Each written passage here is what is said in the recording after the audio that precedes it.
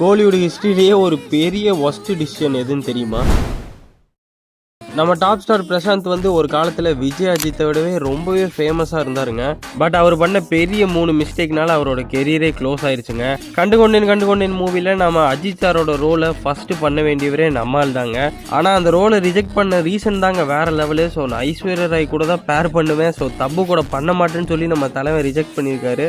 இதை விட இன்னொரு சம்பவம் பண்ணியிருக்காருங்க. ஸோ நம்ம தீனா மூவியில் இவர் தாங்க ஃபர்ஸ்ட் நடிக்க வேண்டியது. ஆனால் இந்த படத்தோட கதையை கேட்டு ஸோ இவரோட ரோலை விட சுரேஷ் கோபியோட ரோல் தான் பெட்டரா இருக்குன்னு சொல்லி இந்த படத்தையும் விட்டுட்டாரு. இதெல்லாம் விட ஒரு கிளைமேக்ஸ் ட்விஸ்ட் இருக்குங்க. ஸோ அது என்னன்னு பார்த்தா நம்ம எண்ணெய் அறிந்தால விக்டர் கேரக்டர் நடிக்க வேண்டியதே இவர் தாங்க. ஆனால் தலைவன் அப்பயுமே நான் இன்னும் அஜித்தோட காம்படிட்டர் தான், ஸோ நான் இதெல்லாம் நடிக்க மாட்டேன்னு சொல்லி ரிஜெக்ட் பண்ணியிருக்காரு.